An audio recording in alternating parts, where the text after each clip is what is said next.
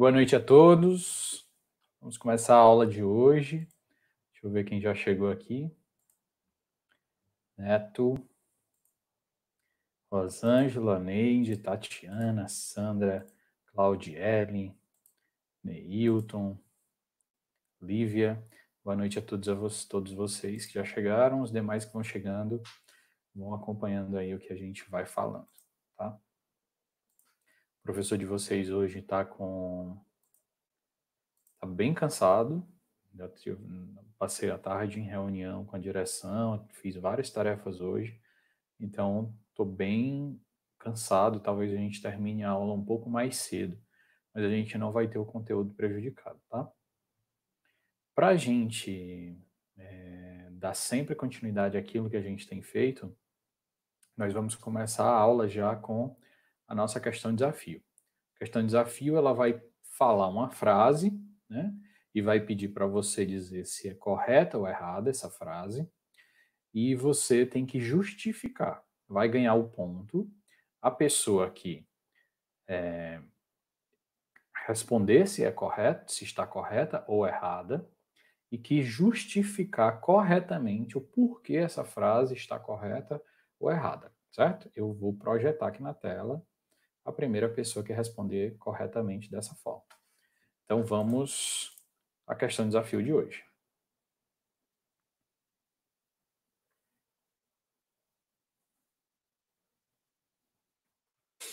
Vamos lá, de olho na tela.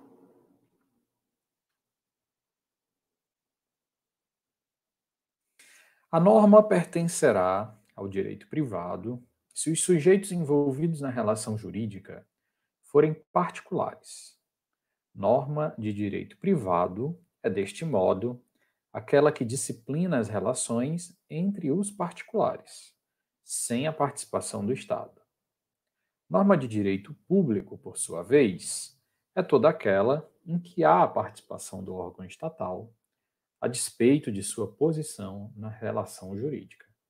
Julgue correta ou errada, então você vai escrever correta, vírgula, ou errada, vírgula, e vai justificar por que está correta ou errada. Primeira pessoa que acertar ganha um ponto para a NP2. Questão desafio.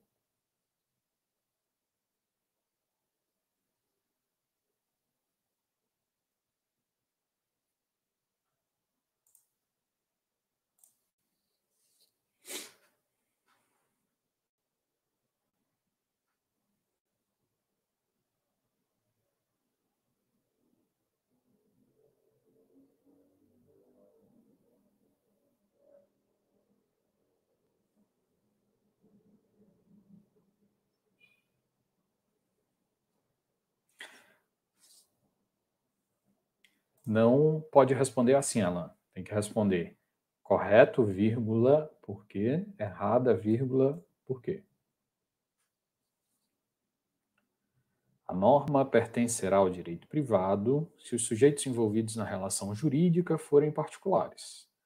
Norma de direito privado é, deste modo, aquela que disciplina as relações entre os particulares sem a participação do Estado. Norma de direito público, por sua vez, é toda aquela em que há participação do órgão estatal, a despeito de sua posição na relação jurídica. Julgue correta ou errada a diferenciação apresentada, justificando sua resposta. Vocês vão escrever se está correta ou errada e por quê.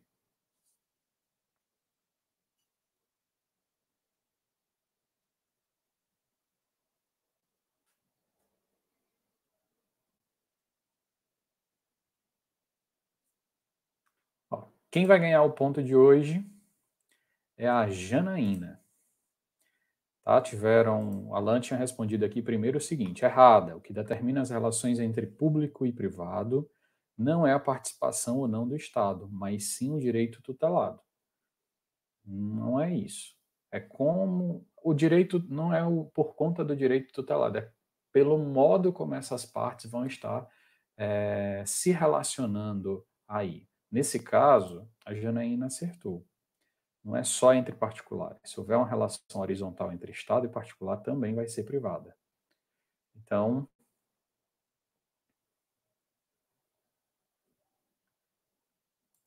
errada. Nem sempre questões que envolvem órgãos estatais é uma norma de direito público. Mas por quê que nem sempre? Porque exatamente o que a Janaína respondeu. Se a relação tiver o órgão público, mas for uma relação horizontal, nós vamos ter uma relação de direito privado. Se a relação for uma relação que tem um órgão público, mas o poder público usa o seu poder de império, ele vai, uma relação verticalizada, nós falamos em direito público. Então, por isso, parabéns, Janaína, você ganhou o ponto de hoje. Antes da gente dar continuidade à aula, eu quero falar para vocês que na próxima semana nós vamos ter uma semana acadêmica online da FMB, com todos os cursos. E aí, nós vamos começar essa semana acadêmica com o curso de Direito e Contabilidade. Eu vou dar mais informações a vocês em breve, tão logo a arte gráfica esteja pronta, mas já vou antecipar para vocês que eu convidei o Dr. Conrad Mota, que é um juiz federal do trabalho, para falar para vocês sobre as medidas provisórias que foram decretadas recentemente pelo Poder Executivo Federal e que tratam sobre direito do trabalho e podem interferir até mesmo nos contratos de trabalho de vocês. Então, o Dr. Conrad Mota já confirmou o convite, ele vai estar, nós vamos abrir o evento com ele, tá? Ele vai ser a primeira pessoa a falar e vai falar um pouco para a gente sobre essas medidas provisórias, que novidades, o que é que pode ser feito, o que é que não pode, na próxima semana. Vai ser um evento bem bacana, eu espero que vocês curtam, tá? Na sequência, nós vamos ter um contador que vai falar sobre como isso é aplicado na prática. Vamos sortear livros de direito do trabalho, vamos interagir com vocês, vamos fazer enquete, espero que vocês postem nas redes sociais, marquem um filtro, a gente vai exibir vocês, vai ser bem bacana. Primeiro evento online do direito. Nas últimas aulas, nós falamos sobre as diversas acepções da palavra direito, nós falamos sobre a diferença entre direito público e privado, falamos sobre alguns temas e exercitamos esse tipo de tema. Eu até compartilhei com vocês os roteiros de aula que eu fiz. Eu tenho feito uns roteiros de aula mais adaptados a essa transmissão remota, que sejam mais plásticos, né?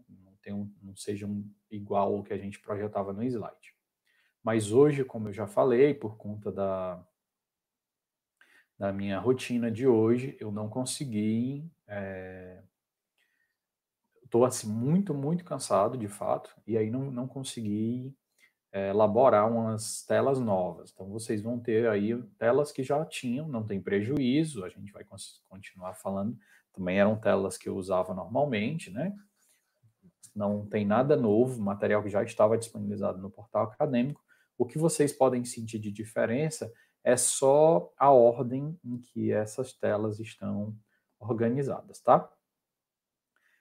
Então, nós falamos, é exatamente essa pergunta que eu estou respondendo. O slide de hoje, ele já estava disponível desde a primeira aula. O que talvez vocês vão perceber de diferente é a ordem das páginas. Mas ele já está disponível daqueles slides que já estavam disponíveis desde o início, tá? Então, vamos dar continuidade. A gente falou de várias formas do direito, várias acepções da palavra. Vocês, dependendo dos autores que vocês escolham, vocês vão ver definições bem diferentes entre si, mas eu gosto da definição que o Aristóteles dava. O Aristóteles, filósofo famoso, ele dizia que tudo que a gente vai definir, nós temos que falar sobre a forma, a matéria, a finalidade e a força motriz. E eu gosto dessa regra do Aristóteles de a gente definir as coisas utilizando essa fórmula. Então, eu poderia dizer que o direito é o conjunto de normas, né, institutos, princípios, regras, que disciplinam, que são impostas pelo Estado, ou pela sociedade, como a gente vai ver daqui a pouco, e disciplinam a conduta humana visando o bem comum. Vocês podem montar uma definição também, vocês vão ver várias definições diferentes nos livros, e vocês podem montar. Obviamente que essa é uma definição de direito objetivo, né? E se eu falei que é imposto pelo Estado ou pelas pessoas, também é uma definição de direito positivo, né? Não seria uma definição natural. Dependendo do autor que você vai ver uma definição mais puxada para um lado ou mais para o outro. Enfim. Então, Eunice, eu expliquei isso agora há pouco. A ordem dos slides vai estar alterada porque eu estou sempre adaptando para a aula remota. Mas são os mesmos slides que vocês já têm disponíveis antes, tá? Então, vamos avançar um pouquinho hoje no tema. Vamos falar um pouco sobre a teoria tridimensional do direito. Então, na primeira turma do direito, uma aluna me perguntou uma vez se já tinham estudado sobre isso, tá? Alguém perguntou a ela, tu já estudou sobre o Miguel Reale? Miguel Reale é um filósofo, ou seja, um filósofo do direito, ele não era autor, estudioso só do direito em si, mas da filosofia do direito. E ele escreveu um livro de lições preliminares do direito, que é muito bom. Inclusive, a gente tem na biblioteca poucos exemplares, mas é um livro muito bom. Se alguém pensasse em comprar, eu já indiquei esse livro. Se fosse de comprar, dos livros que eu indico para compra, para a biblioteca, esse é um livro, né, de introdução. E ele ficou muito famoso por uma teoria chamada de teoria tridimensional do direito. Mas essa teoria tridimensional do direito não é de criação dele. Ele ficou famoso por organizar e apresentar melhor essa teoria, mas não é propriamente idealizada por ele. Então, a teoria tridimensional do direito ela é o quê? Ela diz o quê? Que o direito ele é uma união de três elementos que vão coexistir ao mesmo tempo, que são indissociáveis e que estão integrados em uma dinâmica natural a eles. Quais seriam esses três elementos? Fato, são os acontecimentos, os valores, que são os atributos desejáveis e protegidos, né, ou que se quer proteger, a sociedade, o Estado, etc., e a norma. Então, esses três elementos, eles estão ligados entre si de uma forma que dão origem ao que a gente conhece como direito. E aí a gente pode pensar sobre o fato, por exemplo. Nem todo fato diz respeito ao direito. Para que o fato seja, nem todo fato é relevante para o direito, nem todo acontecimento é relevante para o direito. Então, uma árvore caiu, é um acontecimento, e não é relevante para o direito. Um fruto de uma árvore caiu. Tá. Agora, uma árvore nasceu em um quintal, um galho passou para o quintal do vizinho e o vizinho tirou os frutos. O vizinho que plantou a árvore acredita que os frutos daquela árvore são dele. E o vizinho que teve o quintal invadido pelo galho da árvore do outro vizinho acredita que pode pegar aquele fruto. Então, qual é a resolução nesse caso? Aí nós já temos um fato que tem importância para o direito. Alguém matou alguém? Tem importância para o direito. Alguém nasceu?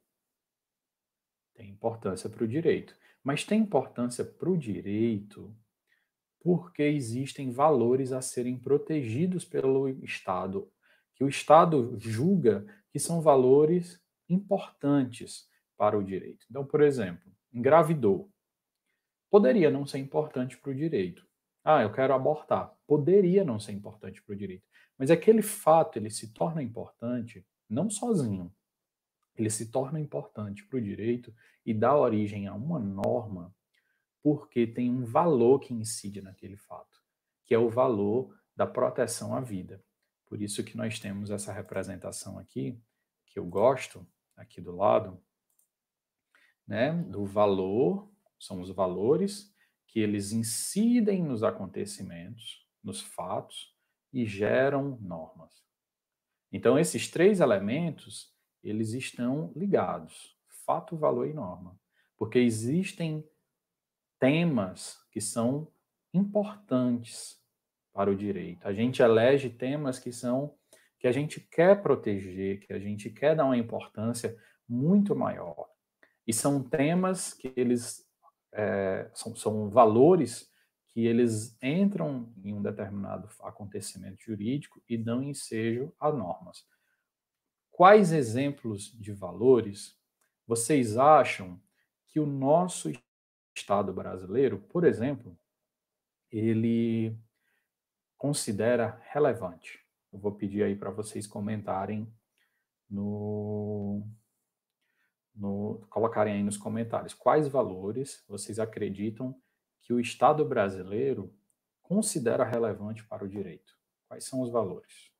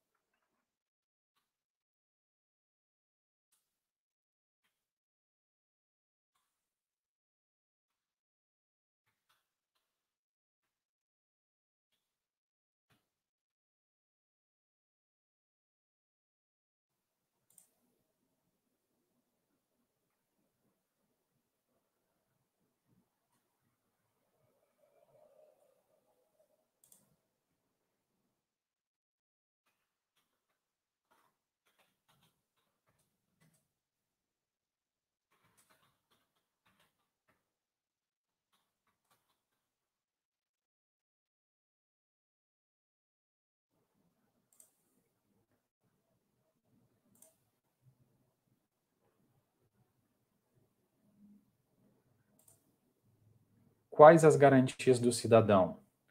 Porque são temas muito tá muito amplo. Valores morais. Agora, quais valores morais? É isso que eu quero saber. Valores fundamentais. Quais? Então, vocês estão utilizando expressões muito amplas. Vou dar um exemplo aqui para vocês. Para alguns estados, né, no sentido de país, estado com E maiúsculo, é relevante para aquele estado ter uma religião oficial. O Brasil, por sinal, por exemplo, ao contrário, ele considera que não é importante, não é, necessário que a gente tenha uma religião oficial. Na verdade, o valor que ele protege e gerou aquela norma na Constituição é justamente a liberdade, inclusive religiosa. Então, um dos grandes primados, um dos grandes valores que o Estado brasileiro busca, você vai ver aí irradiando em vários sentidos, liberdade de expressão, liberdade de opinião, liberdade de associação, liberdade sindical, liberdade de liturgia religiosa. Então, são várias situações de liberdade. Inclusive, existe liberdade de locomoção, um remédio constitucional do habeas corpus, enfim. Honestidade. Honestidade é um dos princípios que o Estado brasileiro busca. Então, ele tem várias normas que resultam da influência desse valor. Então, por exemplo, quando vocês estiverem estudando direito administrativo, no direito administrativo, a gente tem lá uma lei de improbidade. E você ser improbo é você ser justamente desonesto. Então, essa lei de improbidade administrativa é justamente quando você é desonesto com o dinheiro público. Isso é você ser improbo. Então, é um exemplo, sim. Tá, que constam no artigo 5º. Agora eu quero exemplos mais concretos, Lara. Certo. A vida. Janaína acertou. A vida é um dos valores que o Estado brasileiro visa proteger. Então, ele visa proteger a vida quando ele considera um crime você tirar a vida de alguém, quando alguém está gestante e ele veda que essa mãe possa fazer um aborto, ou que alguém possa ajudar essa pessoa a fazer o aborto. Quando considera crime, por exemplo, você matar alguém para roubar, né, para ficar com o patrimônio dessa pessoa. Quando considera crime você instigar ou auxiliar ou induzir o suicídio de alguém. Quando você, dentre várias outras situações. Intimidade. Intimidade é um dos valores que o Estado brasileiro busca também proteger. Então, violar a intimidade é considerado crime, é capaz de gerar danos na esfera civil, com indenização, né, moral.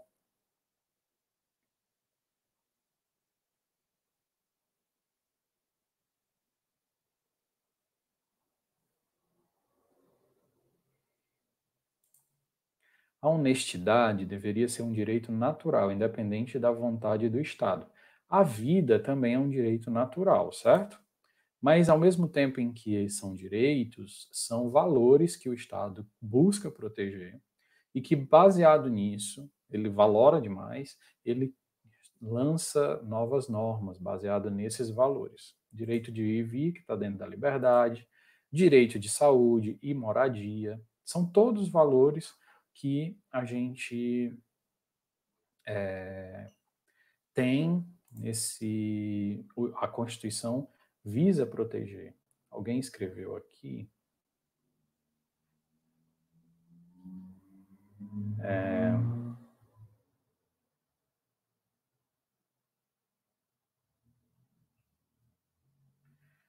segurança.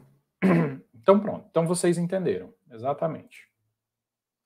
O presidente Bolsonaro, nessa última campanha, ele falou muito sobre um dos valores chamado de família. A família também está lá escrita na Constituição como um dos valores que busca se proteger. Então, não estou fazendo campanha a favor, estou só trazendo um exemplo de algo que está lá, certo? Então, família, segurança, liberdade, propriedade, iniciativa privada é uma das questões econômicas que a nossa Constituição busca, né, proteger, dentre tantos outros. Então, a teoria tridimensional do direito, ela quer dizer isso, que o direito ele é um conjunto de fato, valor e norma ao mesmo tempo, que estão ali coexistentes, que, que, que existem de uma forma única, né? E que estão ali integrados em uma relação dinâmica. Então, nós vemos aí que o valor, quando ele incide em alguns fatos, tem fatos que para o direito, não tem valor que importe ali, são irrelevantes. Agora, tem acontecimentos, tem valores que são protegidos, e aí esses valores envolvendo-se com alguns acontecimentos, surgem normas para disciplinar o comportamento social, tá? Então vamos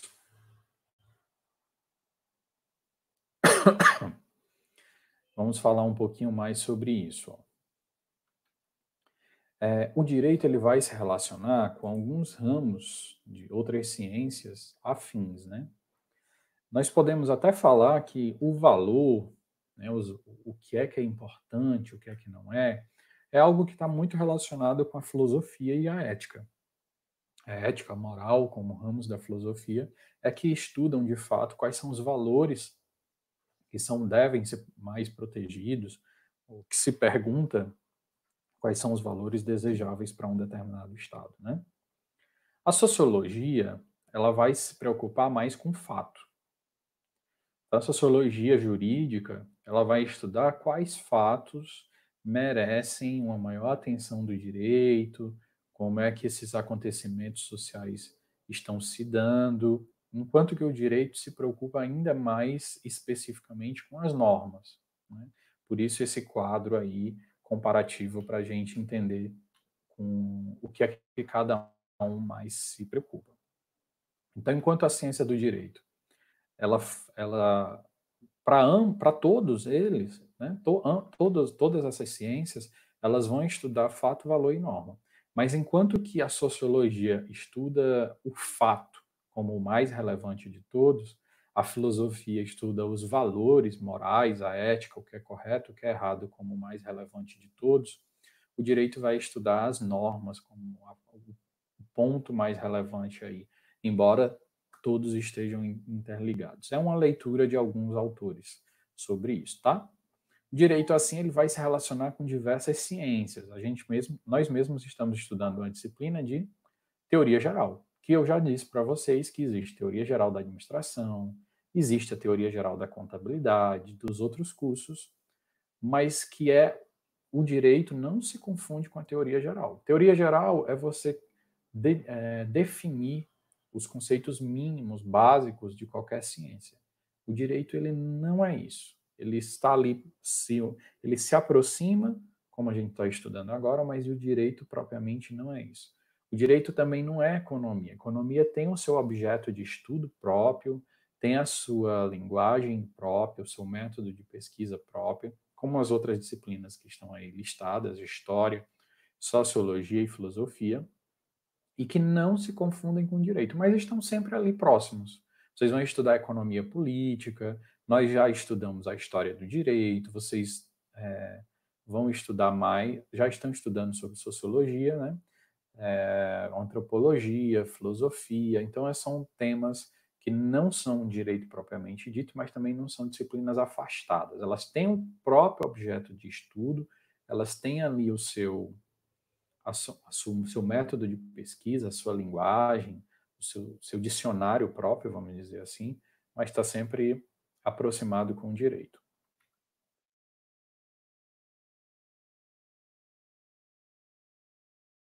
Então, vamos falar agora sobre fonte do direito. Vamos começar a falar. Nós falamos um pouco sobre fontes do direito lá no direito, quando a gente estava falando de direito romano. Nós falamos sobre as fontes do direito no período romano e eu queria que vocês comentassem aqui para mim o que é que lembra para vocês a palavra fonte. O que significa fonte para vocês? O que é que a palavra fonte significa para vocês? O que é uma fonte?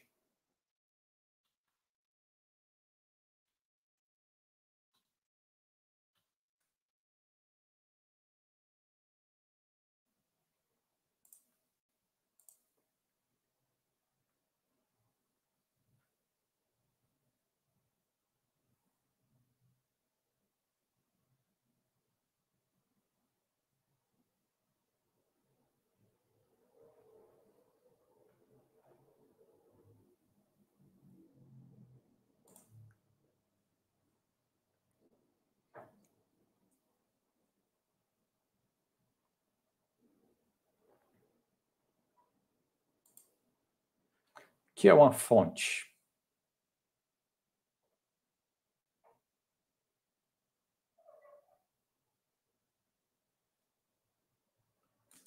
Interessante que, igual naquele outro dia, as mensagens só aparecem aqui para mim com muito atraso. Delay aqui. Apareceram agora com atraso. Então, a fonte é a origem, é uma nascente, né? Lembra algo de onde brota, né? O início, o princípio. E exatamente isso, mais ou menos, na linguagem comum, a gente fala que fonte é de onde brota algo. É o que vocês vão lembrar também, tá? Nesse período de... Só que no direito existe um conceito próprio para fonte, que eu vou explicar agora. Nesse período de pandemia e de fake news, quando alguém me conta alguma notícia, uma das coisas que eu pergunto a essas pessoas é: mas você fala isso baseado em quê? Quem foi que te disse? Né? Com base em qual estudo você está falando essa informação? Isso é perguntar qual é a fonte, de onde surge, como, né?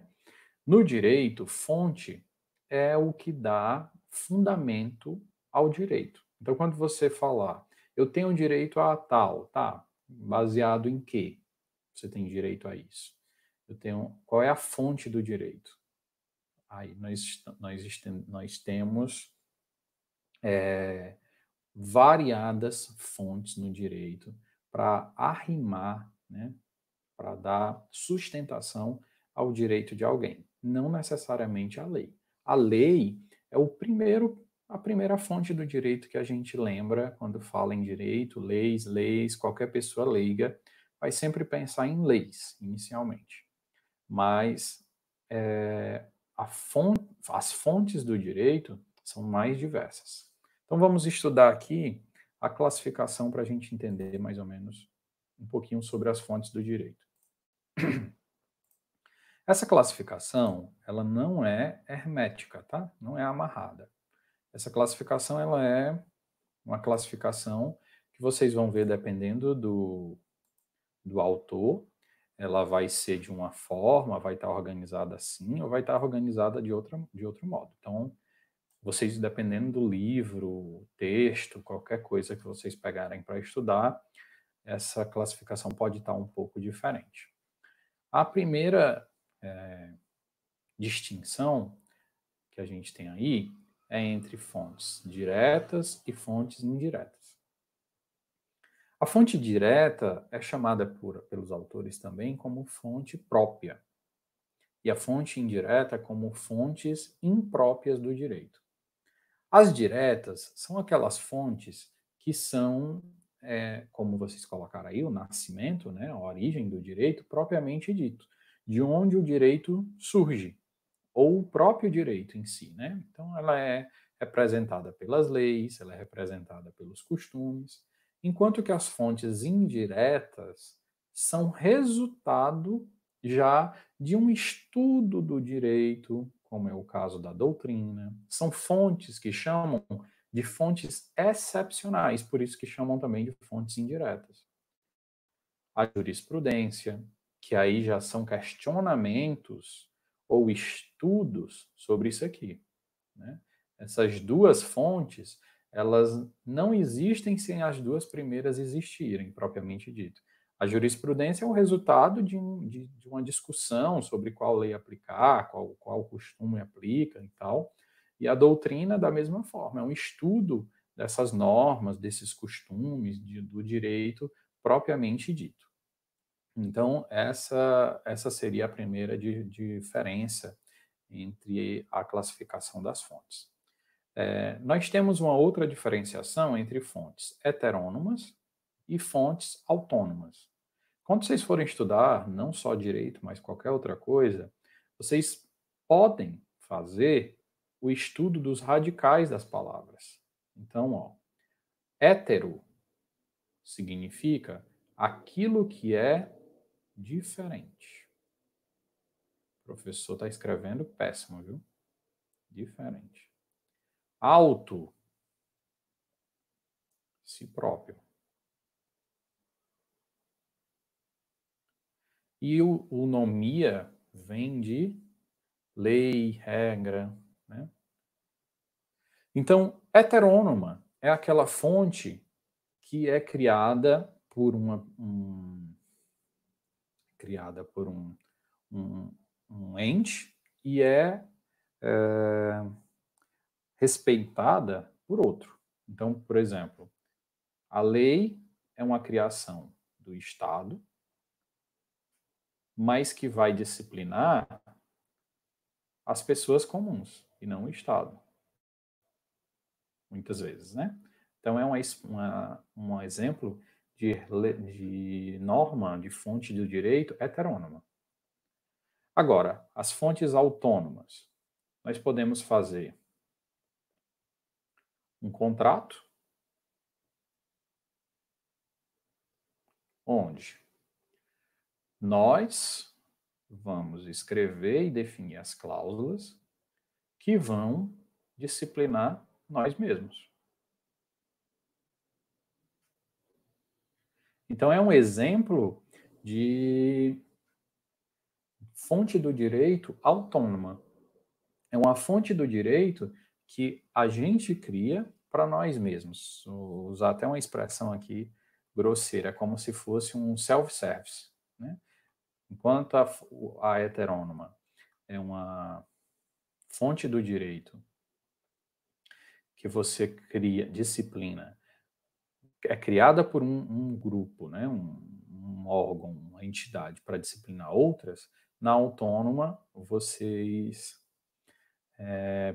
a mesma pessoa que cria é a mesma pessoa que vai ser disciplinada. Estudamos isso em TGE. Pois é, eu verifiquei isso em um exercício que enviaram pelo e-mail e já pedi, mas mais uma vez, porque eu já tinha pedido antes, que o professor Weber corrigisse a ementa. A ementa não, que ele corrigisse o material dele, porque a ementa da disciplina dele não tem isso no conteúdo. Então, outras fontes do direito. Pode ser que o Weber também não tenha falado e é importante que eu fale. Deixa eu colocar aqui. Outras fontes do direito. A fonte material e a fonte formal. A fonte material é o arrimo de cultura, de história, de valores que dão origem àquela regra. Então, quando eu protejo os índios, quando eu protejo o patrimônio, os prédios históricos de uma cidade, essas fontes do direito, nesse caso, são esses espectros culturais, históricos, sociológicos, são esses valores todos que dão sustentação à norma formal, que aí sim é como ela vai se apresentar para as pessoas, né? É como uma lei, vai se apresentar como uma doutrina, vai se apresentar como um decreto, mas esse decreto, essa lei, essa doutrina, ela vem carregada de um espectro cultural, histórico, de valores sociológicos, econômicos, etc. Né? Essas fontes, a fonte do direito pode ser uma pergunta de prova, né? Nem sempre ela é estatal. Então, a lei é um exemplo de fonte estatal, é a mais clássica, né? A gente está sempre repetindo a lei como uma fonte muito clássica. Mas existem fontes que não são estatais, que são criadas pelas próprias pessoas, como os costumes, como as mediações, os acordos, as convenções coletivas. São espécies de fontes do direito que não têm a interferência do Estado. São as próprias pessoas que vão gerar essas fontes do direito. Por fim, embora, como eu já disse a vocês, não se limitam, as fontes do direito não se limitam a essas que a gente está falando aqui, essa classificação, dependendo do livro, tem menos do que eu coloquei aqui, dependendo do livro, chama de outra forma, tá? É só para a gente ilustrar como elas são diferentes. Elas podem ser nacionais, que são aquelas que têm ingerência dentro do nosso território, e internacionais, quando a gente tem uma fonte do direito que envolve mais de um território. Isso aqui era para aparecer em outro momento, mais à frente a gente fala. Então, agora, nós vamos falar sobre a principal fonte do direito, que é a lei, né, propriamente dita. Então, a fonte do direito por expressãozinha que a gente pode utilizar, genuína, né? A fonte de direito mais genuína de todos vai ser a primeira que a gente vai começar a falar. Então, a fonte do direito genuína é a lei. A lei é a que a gente mais utiliza, é o primeiro recurso que a gente busca quando a gente quer justificar algo, quando a gente quer verificar se algo existe ou não existe, onde a gente sempre vai procurar é a lei formal.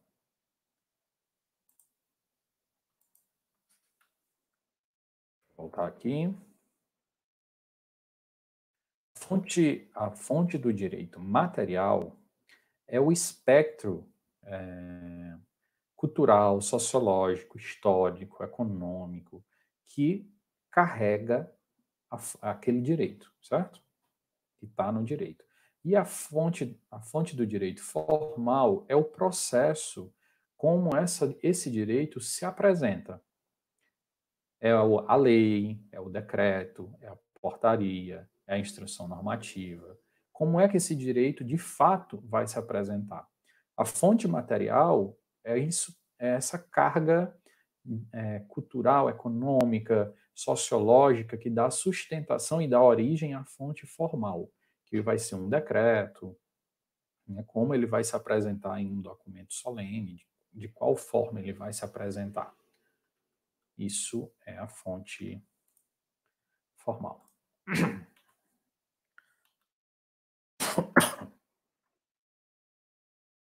Então, vamos falar agora sobre a fonte do direito. Neto, confirma para mim se você entendeu. Se alguém quiser fazer alguma pergunta até aqui, pode perguntar, tá?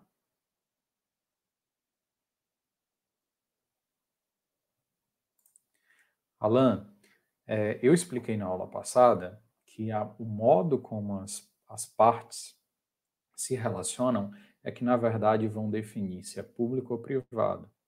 A diferença não é essa que você escreveu, tá? Mas se você tiver alguma, você pode reassistir a aula passada, ou você pode, e caso você não entenda esse trecho específico, você pode me enviar uma mensagem no WhatsApp no privado que eu te respondo em áudio, para ficar mais fácil e a gente não interromper a aula de hoje, tá bom?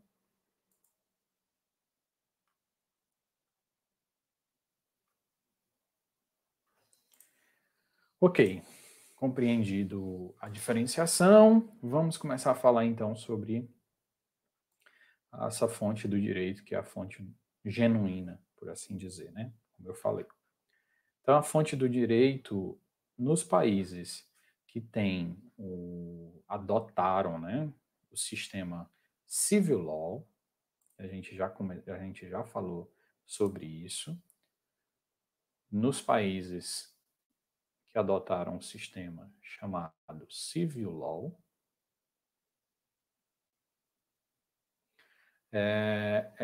a lei é a fonte de maior importância. Então, como é o caso do Brasil e a maior parte dos países no mundo.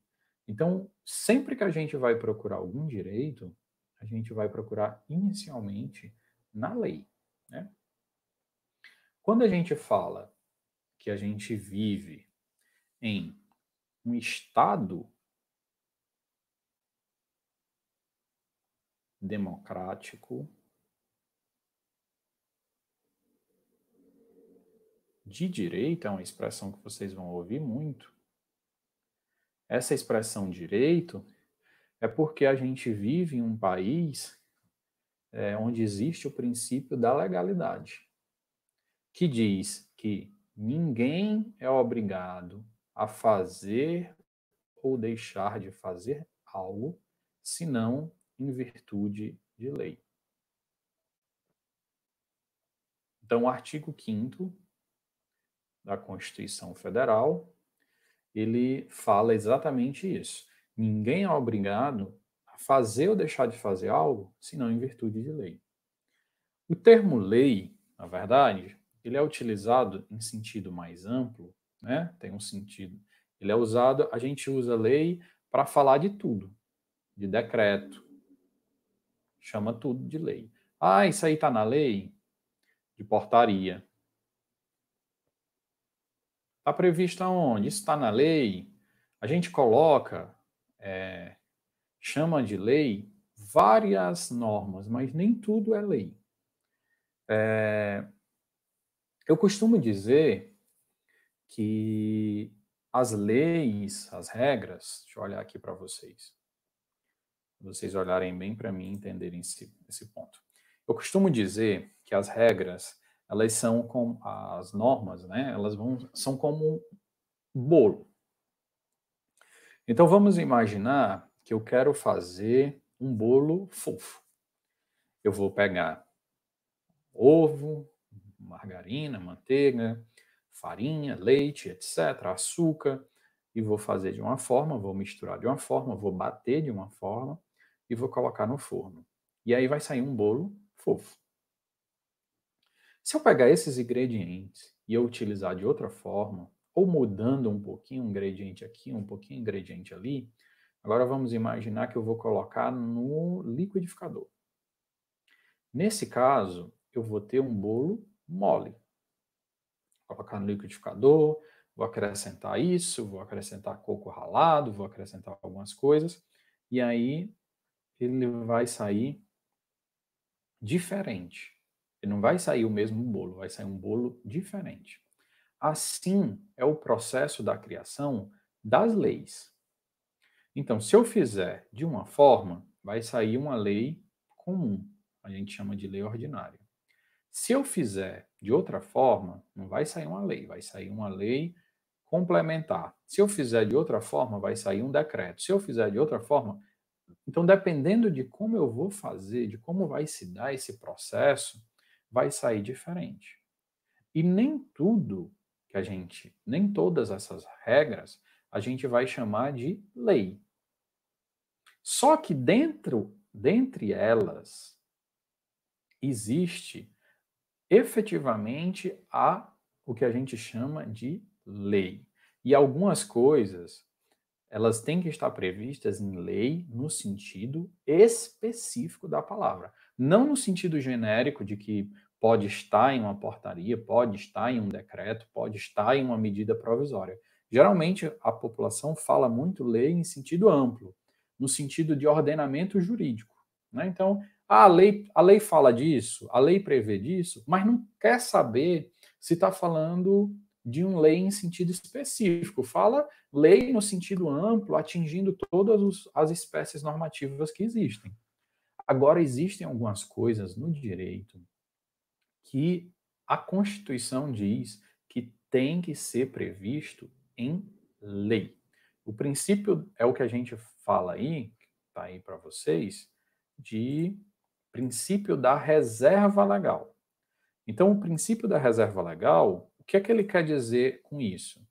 É que algumas matérias, elas não podem ser editadas por decreto. Não, não pode. Por portaria, não. Tem que ser por lei, em sentido estrito. Então, alguns temas, o princípio da legalidade é que toda obrigação, né, ninguém será obrigado a fazer ou deixar de fazer algo senão em virtude de lei. Mas a reserva legal significa que algumas coisas, elas não é lei em sentido amplo, é lei no sentido estrito. Nem pode ser portaria, nem pode ser em decreto, nem pode estar previsto em instrução normativa, tem que ser a espécie normativa específica, lei. Por exemplo, eu vou criar um tributo que não existe, vou criar um imposto que não existe. Aí eu criei um imposto através de um decreto. Não posso. É um tema que é reservado para a espécie normativa lei. Então, as pessoas, quando falarem lei no sentido amplo, não está na lei, está no ordenamento jurídico, tá aqui no decreto tal. Mas é um tema que é reservado, que não pode estar em decreto, tem que estar em lei em sentido específico, em sentido estrito, restrito. Então, tem temas que eu não posso prever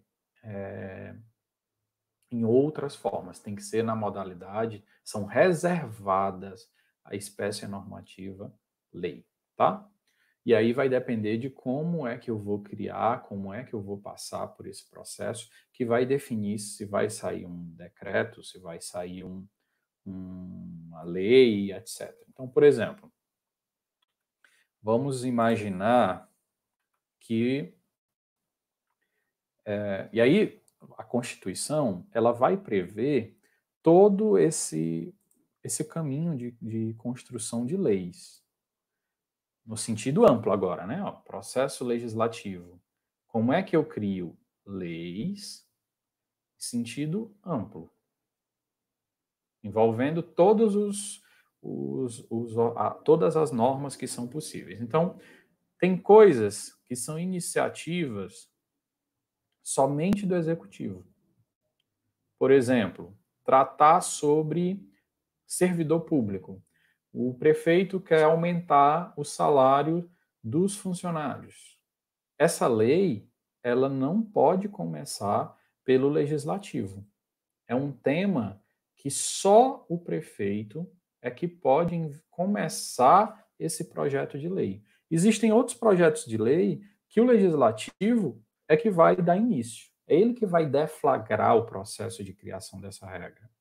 Mas existem temas que só o poder legislativo pode começar a falar. Às vezes, o tema é só do executivo federal, tá? A competência é federal, mas aí os estados e os municípios, eles podem aperfeiçoar aquela legislação que já foi criada pelo órgão, aliás, no processo federal, eles podem esmiuçar e adaptar algumas coisas da sua realidade local e regional. Então, esse processo de lei, ele vai começar ou pelo prefeito, ou pelo governador, ou pelos vereadores, ou pelos deputados, né? Então, ele vai ter alguém que vai deflagrar, ele vem para uma fase de discussão. Tá, essa lei, será que ela vai mesmo? Será que é interessante? Aí começa aquela polêmica, né? Todo mundo discutindo. Será que é um tema interessante? Alguns lugares têm comissões próprias para discutirem determinadas temáticas. Então, aquelas pessoas que sabem mais de direito tributário se unem entre si e formam uma comissão de direito tributário.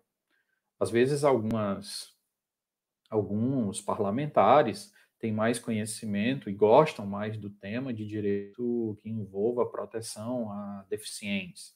Então, eles se unem ali. Quando chega alguma coisa, mandam para aquela comissão, a comissão faz um relatório, um estudo sobre o tema e diz o que é que pensa sobre aquele projeto. Ultrapassada essa fase, chega a fase da deliberação, que é a fase onde as pessoas vão votar. Então, na deliberação, eles vão falar: sou a favor, sou contra, quantos? Quantos a favor, quantos contra? Isso é a fase da deliberação, onde os deputados vão dizer se são a favor, são contra, se aprovam, se não aprovam. Eles podem aprovar determinado tema de forma completa, eles podem aprovar a maior parte, reprovar só um trecho, eles podem reprovar por inteiro, tá? O que eles não podem é reprovar, ou melhor, não aprovar só palavras dentro de um texto. Então, ou eu aprovo aquele inciso completo, aquele parágrafo completo, aquele caput completo, artigo completo, ou eu não posso aprovar todo e tirar só uma palavra. Não posso fazer isso dentro daquela frase, tá? Passado isso aqui, se aprovaram, se não aprovaram e tal, a gente vem para a sanção do executivo. Então, os vereadores, vamos imaginar, o vereador foi que teve a iniciativa, vocês vão estudar isso aqui melhor, tá? Eu estou dando só uma pincelada no tema para vocês se situarem, mas vocês vão estudar isso aqui mais rigorosamente, lendo artigo por artigo da própria Constituição, como é que monta cada processozinho, se é uma lei, se é uma lei complementar, se é um tratado internacional, se é uma medida provisória, vocês vão estudar mais esmiuçadamente. Eu estou só dando umas primeiras noções a vocês aqui.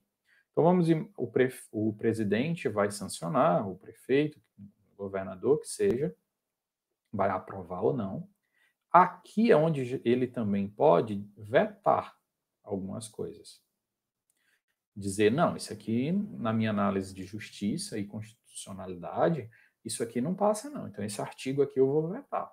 Vocês aprovaram a lei aí, né, a deliberação, é onde vai decidir se aprova ou não, e mandaram para mim, mas eu estou entendendo que esse artigo aqui, ele fere a Constituição, esse artigo aqui não é interessante, e o Legislativo pode derrubar esse veto, desde que ele tenha um número de quórum aprovando a derrubada desse veto bem grande.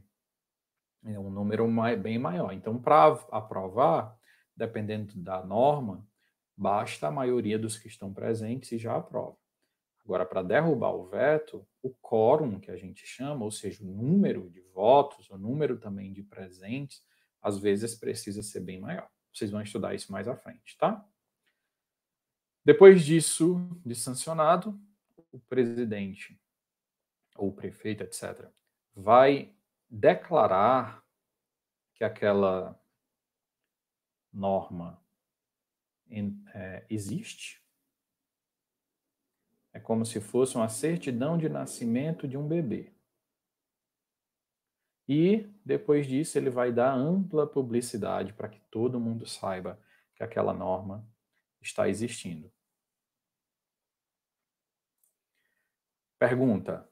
Então, professor, a Constituição Federal é que vai esclarecer quais atos normativos a serem realizados em cada situação? Sim. Quando vocês estiverem estudando Direito Constitucional 2, vocês vão estudar um módulo chamado Processo Legislativo. Quem tiver curiosidade já pode pegar a Constituição e lá no sumário da Constituição vocês vão ver que tem uma seção lá chamada Processo Legislativo. Aí lá vai mostrar como é o processo, passo a passo, qual é o rito, quais fases eu tenho que seguir para fazer uma lei, para fazer um decreto, uma medida provisória e etc. Tá bom? A lei, se a lei for criada, né, foi editada pelo ente político federal, a gente vai dizer que essa lei é uma lei federal, se for estadual, estadual, se for municipal, municipal, se for pelo Distrito Federal, distrital. A maior diferenciação aí, talvez o que seja mais relevante diferenciar, é entre federal e nacional. Então, a nacional é aquela que vai pegar o nosso país por completo. Essa é a nacional. A federal é aquela que vai envolver os órgãos,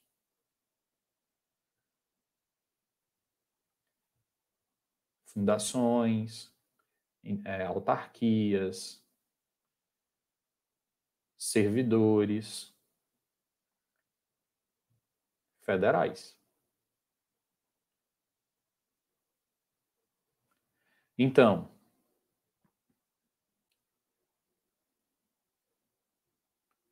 eu tenho a federação,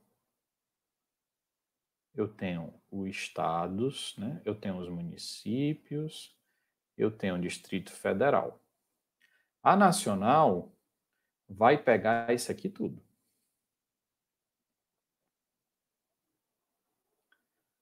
A federal vai pegar só. Ela só vai disciplinar efetivamente quem está no ente de nível federativo, né? Então, da federação da União Federal, né? Então, por exemplo, órgãos, entidades. Eu vou falar. Existe um exemplo aqui para vocês interessante. Tem uma lei que é bem famosa para quem estuda para concurso. Lei Federal 8.112. É uma lei que fala sobre os servidores públicos da União Federal. Então, é uma lei que vai disciplinar esse povo aqui. Mas aqui no município, não é essa lei. Aqui no município, é uma lei própria, que no Baturité, salvo engano, 1731. porque essa lei aqui, ela disciplina só os servidores públicos da União Federal. Ela pode até, no que esta lei fosse lente, ela pode complementar, mas a função dela realmente é falar sobre a União Federal, tá? Agora, existem leis que falam sobre o país inteiro, nacional. Então, por exemplo, o Código de Trânsito Nacional. Ele é uma codificação que pega o país inteiro. Ele não é uma situação de, no, vamos dizer, em São Paulo, você senta no banco, o motorista senta no banco da direita. No Ceará, o carro que vai na esquerda e o que vem na direita. Não, não é assim.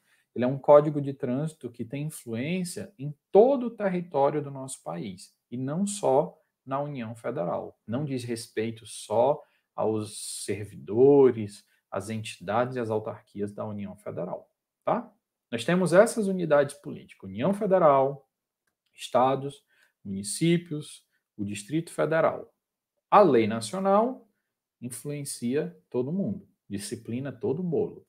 A lei federal não, vai disciplinar somente a União Federal.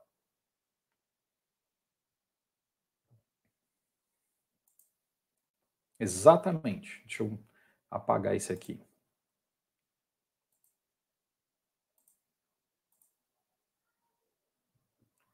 Então,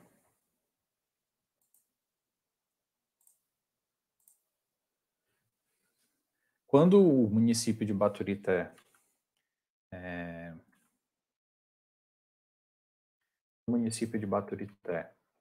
ele mudou o Estatuto dos Servidores, ele criou uma lei só para os servidores dele, que eu até tenho aqui no meu computador, 1731, salvo engano. Aqui, do federal, é uma lei 8.112.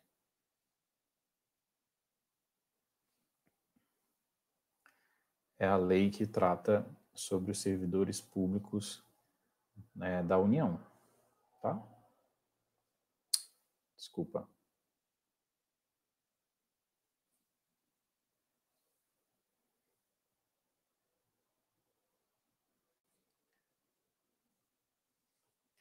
São leis diferentes. Agora,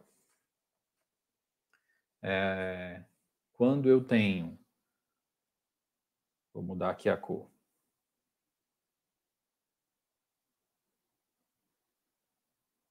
o Código Tributário Nacional.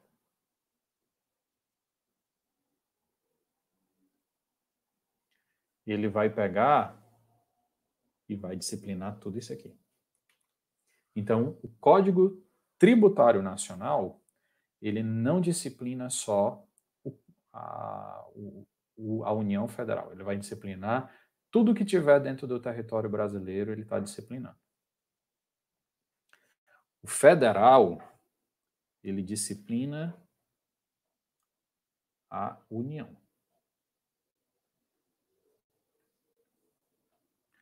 O nacional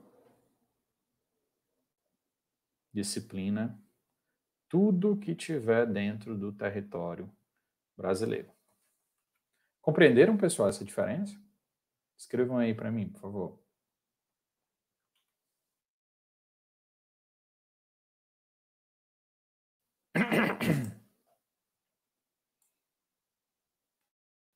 Estadual, a gente sabe que é aquele que foi criado pelo Estado, municipal, que foi criado pelo município, distrital, pelo Distrito Federal. A maior diferenciação vai ficar entre esses dois mesmos.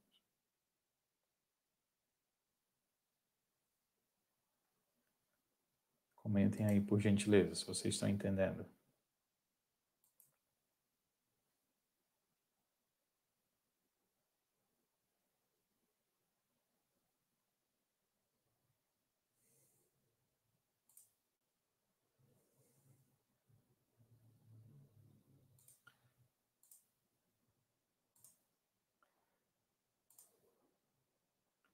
Tá, então vocês estão entendendo, então vamos avançar um pouquinho mais. Então, a gente tem, na verdade, deixa eu ver se tem aqui no próximo slide para vocês. Existe uma teoria muito famosa que a gente chama de teoria da pirâmide de Kelvin. O que é que tem essa teoria da pirâmide de Kelvin? Kelvin, ele teorizou que há uma hierarquia entre as normas e que de fato existe. Então existe uma pirâmide onde a Constituição Federal está lá no topo. A Constituição Federal fica lá em cima. E as outras regras, elas vão ficando abaixo. Né? A Constituição é única, então por isso que é afunilado lá em cima. As outras estão em número bem maior, né? E elas vão ficando abaixo, tá? Não necessariamente nessa ordem, porque as medidas provisórias, essa aqui não é a pirâmide de Kelsen ideal, depois eu mostro para vocês. Mas é só para exemplificar que outras vão ficando aqui abaixo. Então, Constituição Federal, lei complementar, lei ordinária, decretos, instruções normativas, portarias, seu contrato, ele vai ficar aqui. Então, vou colocar até aqui, ó, o contrato, que faz lei entre as partes. E cada uma delas tem que respeitar o que dizem todas as superiores. Então, a lei complementar tem que respeitar a Constituição, porque se ela não respeita a Constituição, ela é considerada inconstitucional. O seu contrato, ele tem que respeitar a lei que está acima dele, porque senão ele é ilegal. Então, quando desrespeita uma lei, a gente chama de ilegal. Quando desrespeita a Constituição, a gente fala que é constitucional. Essa é uma teoria de um filósofo austríaco chamado Hans Kelsen. Ficou muito famoso pela teoria do escalonamento das normas. Ele teoriza que há uma hierarquia e que de fato acontece. Então, a Constituição, ela é também chamada de lei maior. É a nossa lei maior de todas. Os tratados internacionais também estão lá em cima, dependendo do que trata. Se ele tratar de direitos humanos, ele vai ficar mais em um lugar. Se ele não trata de direitos humanos, ele desce um pouco. Eu vou reproduzir a pirâmide de Kelsen para vocês mais corretinha depois, tá? Deve ter mais à frente. Então, a Constituição, ela é a lei maior. E ela pode sofrer emendas, né, as emendas constitucionais. Então, abaixo na pirâmide de Kelsen está a Constituição, as emendas constitucionais, porque acabam sendo ainda a Constituição. Mas nem tudo que está na Constituição pode ser emendado. Essa é a questão. O artigo 60 da Constituição, lá no seu parágrafo 4º, diz que quais são as matérias que não são passíveis de deliberação que possa, né, ser discutida e alterada aí, pelo Congresso. Então, aqui nós temos, nessa parte aqui, né, vocês estão vendo, quais são as matérias que não podem ser deliberadas de emenda. Todas as demais podem. Quais seriam elas? A forma federativa do Estado, ou seja, essa divisão entre União, Estados, municípios, Distrito Federal. O voto direto, secreto, universal e periódico. Então, esses são temas também que não podem ser abolidos, não podem ser modificados nessa Constituição. Para ser modificado nessa Constituição, ou melhor, para existir no país, teria que criar uma nova Constituição, porque essa não permite que isso seja modificado. A separação dos poderes, Então, a separação dos poderes entre, né, executivo, legislativo e judiciário é outro tema que não pode sofrer emenda. E os direitos e as garantias individuais, que são os direitos humanos fundamentais, que vocês vão estudar também em Direito Constitucional 1. São temas que não podem, não cabem emenda.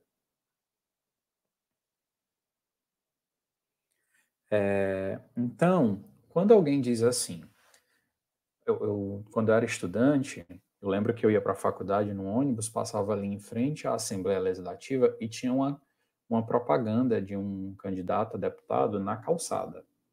E ele dizia assim, tudo errado, né? A propaganda eleitoral dele toda errada. E ele dizia assim, se vocês me elegerem, eu vou aprovar a pena de morte no Brasil.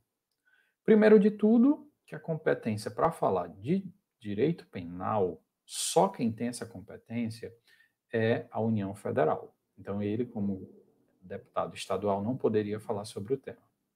Segundo, que a vida e a vedação à pena de morte são direitos e garantias individuais. Está lá no artigo 5º da Constituição. E se é direito e garantia individual, não pode sofrer emenda, não pode ter emenda nessa Constituição. Ele teria que fazer uma revolução no país para gerar uma nova Constituição. Então era só uma falácia, tanto que alguém entrou com uma ação para retirada da publicidade enganosa dele, a publicidade eleitoral enganosa, e foi retirado, tá? A Constituição Federal é norteadora para todos os atos criados, exatamente. Sempre tem que respeitar o que está lá na Constituição.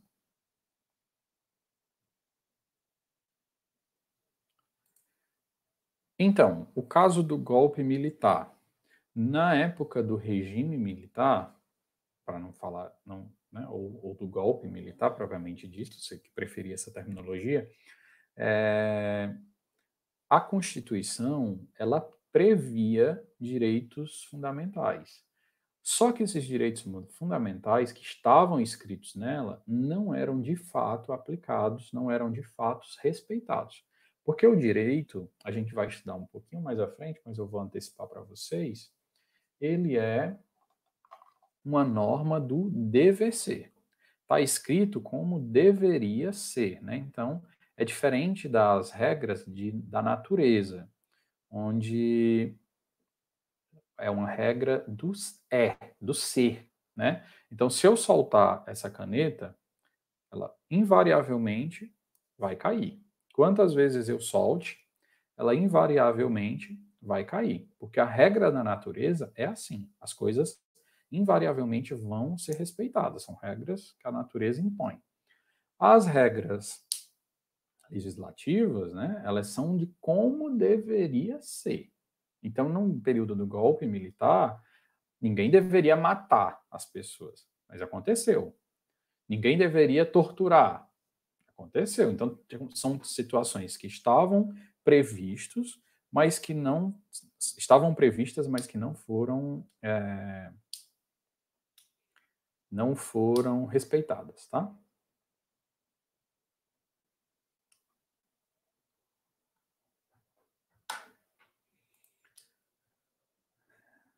Tinha uma Constituição, no período militar, tinha uma Constituição e tinha a previsão de direitos humanos fundamentais, tá?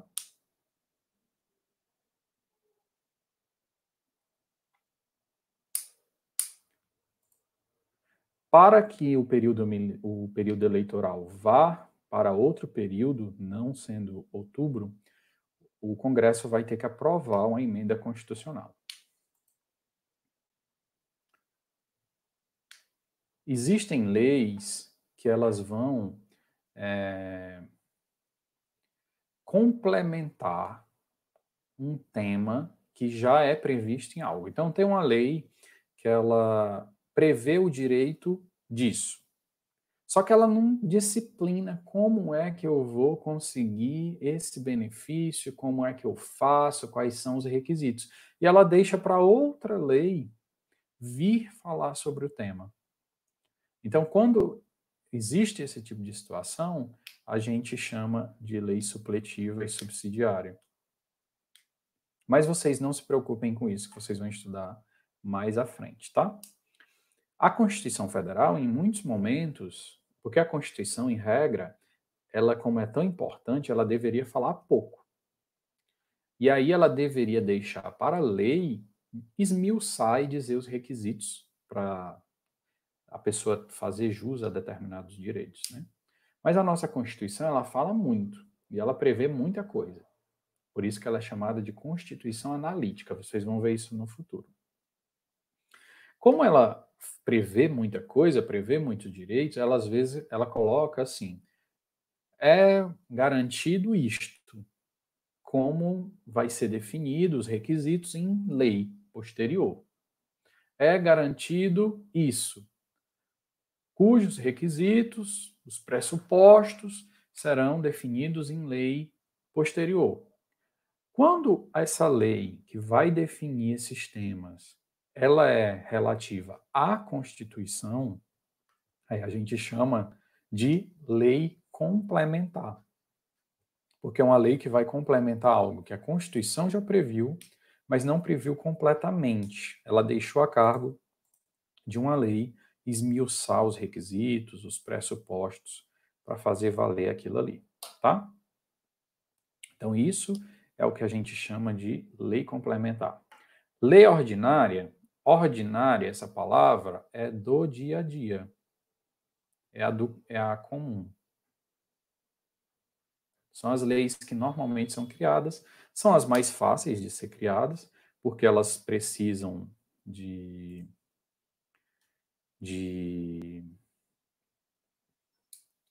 quórum baixo, é só a maioria dos que estão presentes.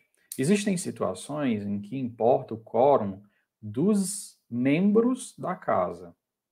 Então, eu tenho 81 membros e eu preciso da maioria, considerando a maioria dos 81. Mas tem situações que eu só preciso da maioria dos presentes que estão ali votando. Às vezes, os que estão votando ali são 40. Quando eu preciso da maioria dos membros, se eu preciso de mais, se eu preciso da maioria de 81, que são dos membros do Senado, por exemplo, e eu só tenho ali 39 pessoas, eu nunca vou conseguir. Não vai ter quórum, porque não vai chegar na maioria dos membros da casa. Eu tenho 39 senadores. Ainda que todos estivessem votando a favor, não teria quórum. Agora, a lei ordinária são aquelas leis mais simples do dia a dia. Elas não tratam de temas tão relevantes. Tem coisas que a Constituição diz que tem que ser definida em lei complementar, né? Que ela já prevê que é importante para ela. Então, o quórum é mais determinado, quórum maior, né? Mas as leis ordinárias, eu tenho 81 senadores, eu tenho 39 presentes, a maioria desses 39 aqui, se aprovar, já está aprovado. Tá? O Poder Legislativo é quem deveria, de fato, tratar sobre o tema, né? Como eu já falei para vocês, as funções atípicas, funções típicas de todos os três poderes. Delegar algo é transferir. Então, as leis delegadas são aquelas onde eu transfiro o poder para tratar do tema para o executivo, e aí o executivo vai e cria aquilo ali. Quando eu tenho uma situação de emergência e urgência muito relevante, como é o caso dessa pandemia atual, a gente precisa de. Não dá para esperar um processo que passe por tudo aquilo que eu já falei: iniciativa, discussão, deliberação, não sei o quê, vai para o veto, sanciona, não sanciona, derruba o veto. Então, esse processo muito lento e muito longo não seria útil para tratar essas coisas que precisam de muita urgência. Então, dependendo da situação, esses temas que eles são muito urgentes, né, que precisa de uma atuação imediata, o presidente ele pode, em caso de relevância e urgência, são os requisitos para que somente uma pessoa que pode fazer, o presidente da República. Nesse caso, governador e prefeito não pode, apesar do princípio da simetria das leis, dos poderes, que diz que o que geralmente o presidente pode, o governador e o prefeito podem. Nesse caso, só o presidente da República pode fazer o quê? Ele toma medidas provisórias, as chamadas MPs, que a gente escuta tanto falar, como essa da suspensão do trabalho, do benefício e tal, e elas têm força de lei, tá? O presidente adota a medida provisória, envia para o Congresso Nacional, e o Congresso Nacional vai ver se aprova e converte essa medida provisória em lei ou não. É óbvio que nem tudo é tema de medida provisória. Existem coisas que não são urgentes e relevantes para definir uma medida provisória. Teve um período no passado que a Dilma e o Lula, por conta da crise econômica mundial, eles isentaram os tributos da linha branca de eletrodomésticos para tentar aquecer o mercado interno. Então, se você comprasse uma geladeira só pelo fato dela ser branca, ela seria mais barata do que as outras geladeiras de outras cores. E essa medida tinha que ser tão urgente, porque a economia estava de mal a pior, que foi através de uma medida provisória. Então, essa situação de medida provisória é muito útil nessas situações em que exige uma medida urgência, uma tomada de um esforço muito urgente do Poder Executivo, tá?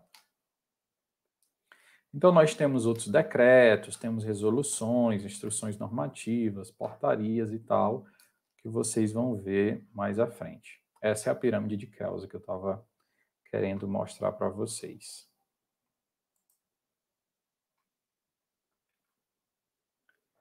Então, a Constituição vai estar lá no topo. O Kelsen ainda dizia que acima da Constituição existia o que ele chamava de norma hipotética fundamental, mas logo na sequência a Constituição. A maior parte dos desenhos que vocês vão ver da pirâmide de Kelsen não trazem isso aqui, trazem só a Constituição Federal. Mas Kelsen, de fato, falou sobre essa norma hipotética fundamental, que era a origem de todas as normas, tá? Se o Congresso não analisar a medida provisória no prazo, a medida caduca, isso. Se não for convertida, ela perde a possibilidade de gerar efeitos, perde a eficácia. Mas os efeitos continuam valendo durante aquele período onde ela existiu, tá? O Miguel Reale, ele fala que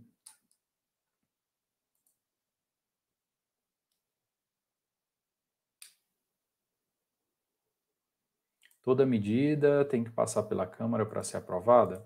A medida provisória, quando o presidente adota, né, ela já vai começar a valer, e aí o Congresso vai ter, que é a conjunção entre Senado e Câmara, vão analisar se aprovam ou não. Se não aprovarem, ela não se torna lei, não é convertida em lei. Se aprovarem, ela se converte em lei. E tem que aprovar dentro do prazo que está lá na Constituição. Os decretos municipais e estaduais podem ser diferentes. O prefeito pode estabelecer um decreto diferente de um estabelecido pelo governador, ou tem que ser subordinado ao decreto estadual. Lá pelo artigo 20 e 22 da Constituição Federal, ela vai dizer o que é de competência de cada um. Então, se o tema for do governador, o prefeito, se ele fizer um decreto sobre esse tema, esse decreto é inconstitucional. Se o tema for do município, compete ao município tratar sobre isso, e o governador falou sobre o tema, o do governador é que é inconstitucional. Cada um tem alguma coisa, tem as peculiaridades do que é que pode falar.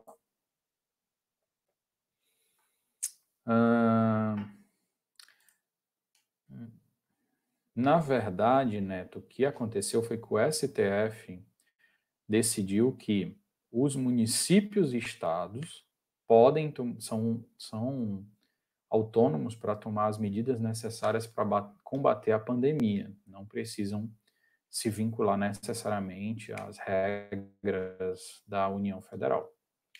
Até porque nós temos um conflito entre o presidente que, apesar de manter as regras de isolamento e o Ministério da Saúde falando de um tema, defende a volta porque pensa na questão econômica, é outro valor, e os governadores que pensam de uma forma diferente. Então, nesse conflito, o STF definiu que os municípios e estados têm autonomia para disciplinar os seus territórios.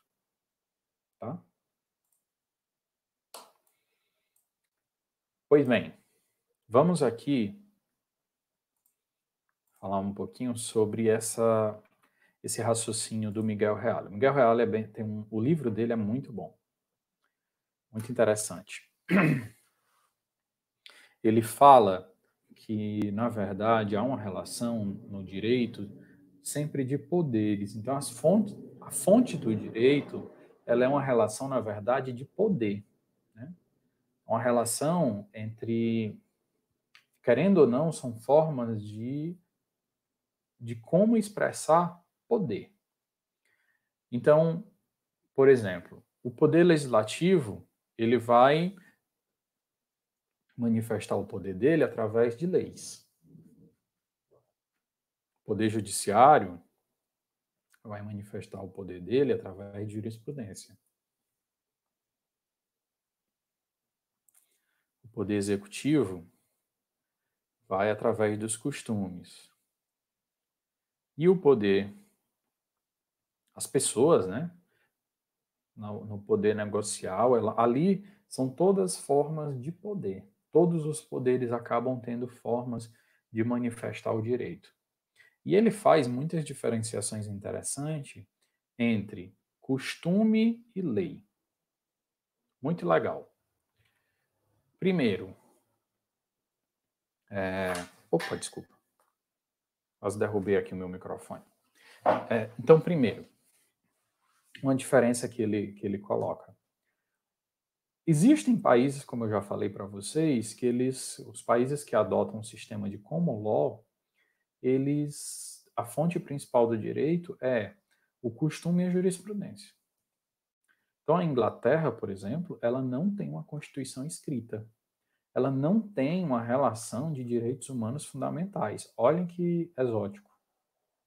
Na Inglaterra, o direito público é quase todo disciplinado por costumes e jurisprudência. E ainda assim, a população diuturnamente reitera aquelas regras. Não é necessário que esteja escrito para que a população respeite aquelas regras. Então, no costume, nesses países de tradição common law, os costumes e a jurisprudência são as fontes principais do direito. No costume, para o costume, né, uma das dificuldades, uma das críticas que se fazem é a lei, você sabe quando ela nasce e como ela nasce. Você sabe uma data exata, porque a própria lei já vai ditar isso, que ela entra em vigor. Às vezes na maior parte das vezes ela vai entrar em vigor no exato dia em que ela foi publicada. Vocês vão ver isso. Mas dependendo da complexidade, o Estado dá um prazo para as pessoas se adaptarem para aquela realidade.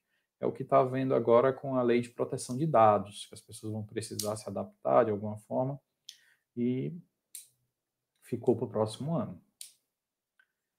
Né? Então, ela vai entrar em vigência depois de tantos dias depois da publicação. Não vai entrar em vigor imediato. Mas o costume? Como é que eu sei que aquele costume ele já está em vigor, já não está ou já não está mais? A partir de qual data esse costume existe ou esse costume não existe? Como é que faz? Existe também uma situação de que quando você, um brocardo jurídico, né, como se fosse um ditado popular, mas de direito, um brocardo jurídico, que diz o seguinte: presume-se que o juiz conhece a lei. Então, quando você vai fazer alguma petição, vai entrar com alguma ação contra alguém, você não precisa anexar a lei para que o juiz cumpra aquela lei. Eu vou falar da lei trabalhista. Vou juntar aqui uma cópia da CLT, porque o juiz não sabe da CLT. Eu não preciso fazer isso. Geralmente, quando a lei é municipal ou estadual, a gente faz, mas a lei federal a lei nacional a gente não faz, porque presume-se que ele já sabe sobre o tema. Agora, com os costumes, como é que a gente faz? Como é que a gente pode presumir, então, que o juiz sabe que aquele costume existe naquela região, principalmente num país de tradições e culturas tão diferenciadas, num território que é o tamanho de um continente, como o Brasil? E aí?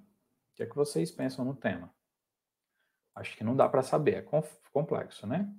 Alguns autores dizem que a gente narra, informa que aquele costume existe na localização e só precisa comprovar que esse costume existe, talvez por depoimentos e etc., se o juiz questionar e assim pedir, ou se a outra parte questionar.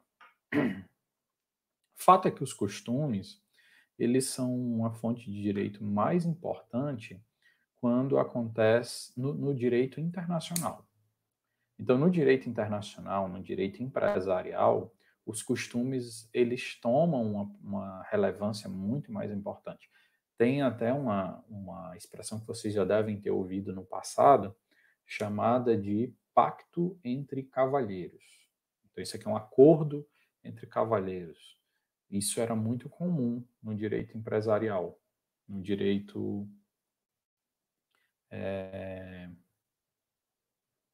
no direito empresarial, no direito internacional, isso era muito comum. Então, é uma situação onde o direito costumeiro ele acaba sendo protagonista.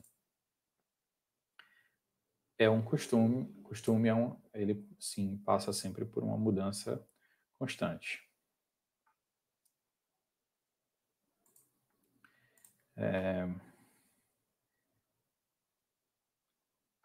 Então, as críticas que se fazem ao costume são essas. Eles imprimem menos certeza e segurança jurídica do que a lei. Como eu já falei, a lei ela sempre está prevendo, ela sempre diz quando ela entra em vigor, por quanto tempo, em qual espaço, e o costume você não sabe.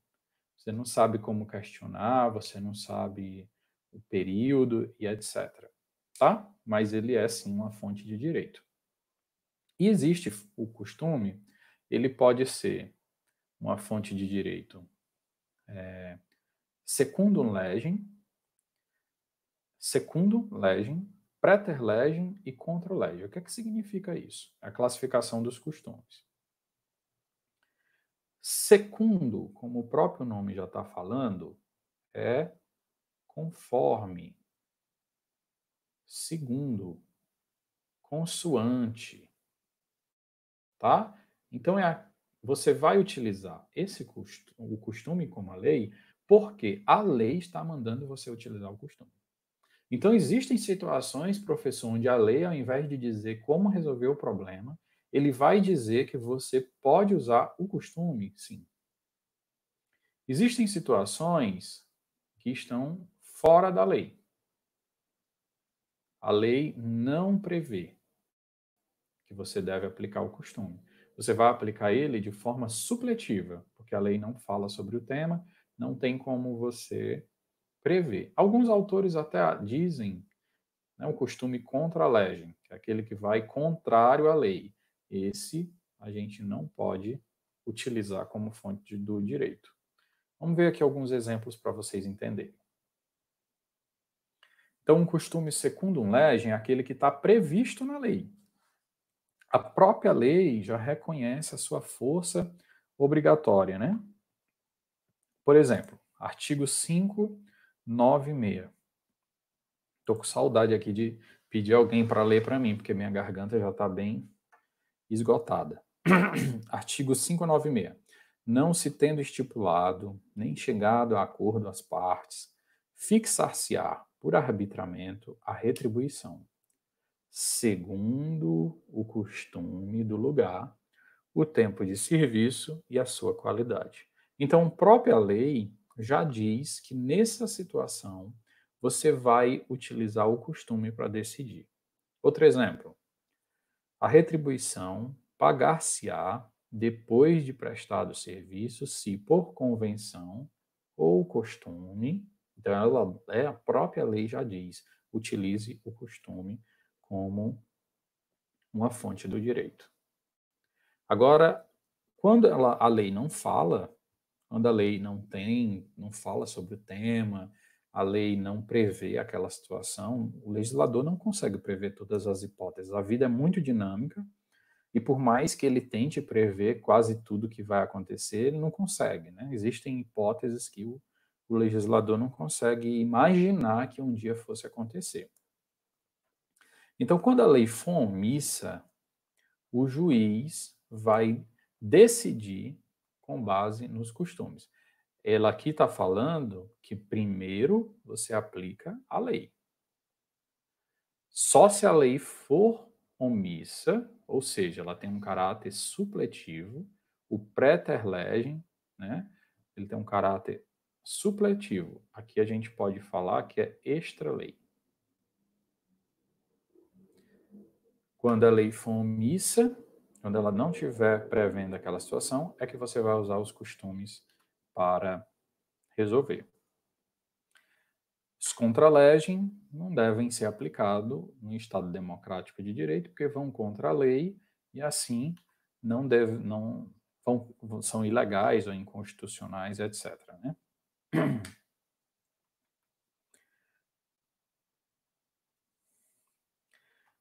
Pois é, eu estou precisando de um chá de romã, porque o negócio está sério. Eu vou falar aqui só da última da jurisprudência, a gente termina de hoje e a gente continua na próxima aula, tá? Existe um texto lá no portal acadêmico, desde o início de tudo, que fala sobre isso, essas fontes. Como eu já disse a vocês, eu monto os slides com mais de uma fonte do direito, mais de uma fonte do direito é o bom, com mais de uma fonte de leitura, não li só um livro. Então, provavelmente a própria texto que eu sugeri lá, ele não tem todos os pontos que eu estou falando aqui. Vocês vão ter que ler por ele, ler por outros, pegar o livro que você já vem adotando e ir estudando também, porque aqui tem um compêndio de várias coisas, tá? De várias leituras. Então, a jurisprudência, o que seria a jurisprudência, né? Deixa eu só, antes de falar da jurisprudência, tenho que falar aqui de uma coisa dos costumes. Costume, pessoal, ele tem dois requisitos, tá? Para o costume existir, eu tenho que ter dois requisitos. Eu tenho que ter um comportamento que se repete, ou seja, um comportamento que habitualmente vai se repetindo. É um critério que a gente pode chamar de objetivo, um elemento objetivo, né, do costume. E o costume também, ele tem que ter o senso de justiça. Não é todo comportamento que se repete que é um costume jurídico. Para o costume ser jurídico, eu tenho que ter um senso de justiça, que é o elemento subjetivo. Então, é um comportamento que se repete, mas é um comportamento que que as pessoas têm, internalizam, que há um senso de justiça ali. Por exemplo,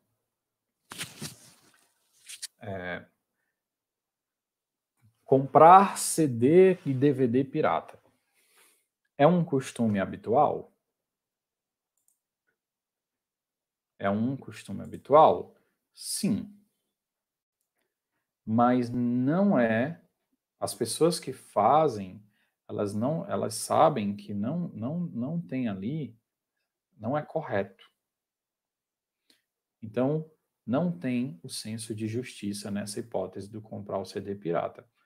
É um comportamento comum, mas não tem um senso de justiça, tá? Então, não é todo comportamento repetido, reiterado, que vai virar costume jurídico. Fontes do direito para a gente terminar agora a jurisprudência. Eu já falei que nos países que utilizam o sistema do common law, né, eles se arrimam sobre os costumes e a jurisprudência. Já falei para vocês que nos Estados Unidos é muito comum que a questão de você, por exemplo, os julgados, eles não focam tanto no artigo da lei. Então, vocês vão assistir filmes, etc., e vocês vão ver que os casos são julgados, mas não é dizendo, vou julgar esse aqui com base no artigo tal do código tal. Geralmente eu vou julgar o teu caso baseado no caso Marbury versus McDonald's, McCry, fala qualquer outro sobrenome, e aí é baseado nesse tipo de situação. Eu vou resolver teu caso baseado no caso Flórida versus Nova York, 2 estados, enfim. São situações desse tipo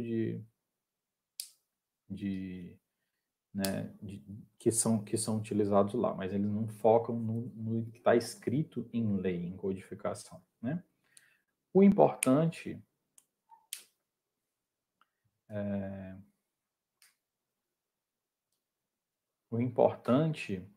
da jurisprudência em relação à lei é que muitas vezes a lei não é atualizada pelo Congresso e o direito fica ali engessado, parado, não acompanha os acontecimentos sociais.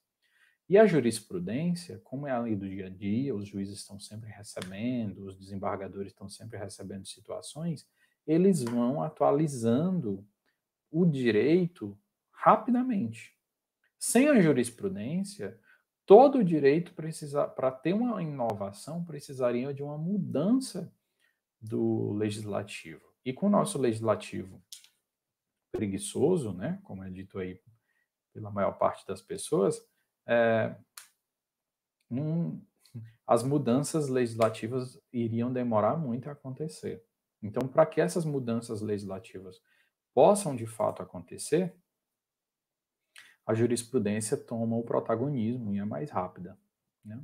Eu até quando estudante tinha um receio com o direito do trabalho, porque eu achava que os juízes do trabalho, os tribunais, emitiam muita súmula e queriam legislar, queriam fazer o papel dos próprios deputados, criar a lei onde não tinha. Eles mesmos queriam ficar inovando, e isso era um tanto quanto chato, porque você estudava tanto a CLT e quando você ia ver tinha mais súmula do que próprio artigo na CLT, era assim, um outro código de coisas que você tinha que estudar. Enfim, né? A jurisprudência tem suas vantagens e a sua relevância. Agora vamos ver aqui uma diferença na classificação da jurisprudência. A jurisprudência ela pode ter precedente, é o que a gente chama, o que seria o precedente, né? É aquele que vai, aquele que vai dar início, né? Aquele entendimento novo, que ainda são aquelas decisões que estão surgindo agora, mas que não são um comportamento reiterado. Então, precedente, né? Pré vem de antes. Então, é aquele que antecede. Antes de se transformar em jurisprudência, que é o conjunto de decisões reiteradas,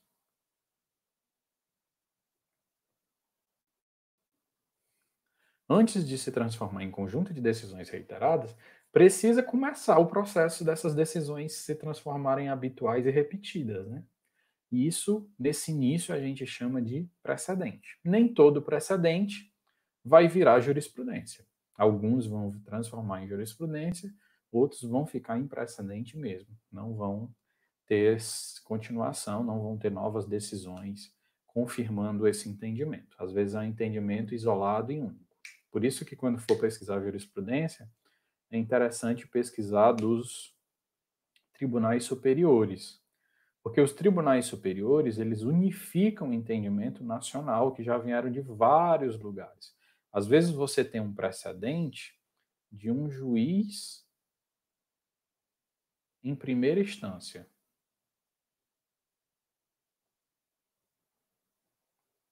E esse precedente, você se apega muito a ele, se agarra, mas aí você até ganha.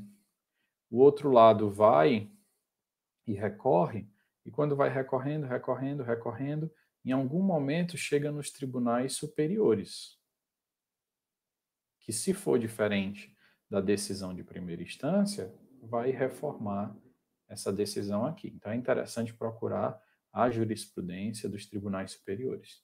Porque, embora os juízes de primeiro grau eles não sejam obrigados a seguir o que diz a jurisprudência dos tribunais superiores, eles não são compelidos a isso, em algum momento o seu processo, se a pessoa for recorrendo, vai chegar lá, no Tribunal Superior, e vai reformar essa decisão, tá?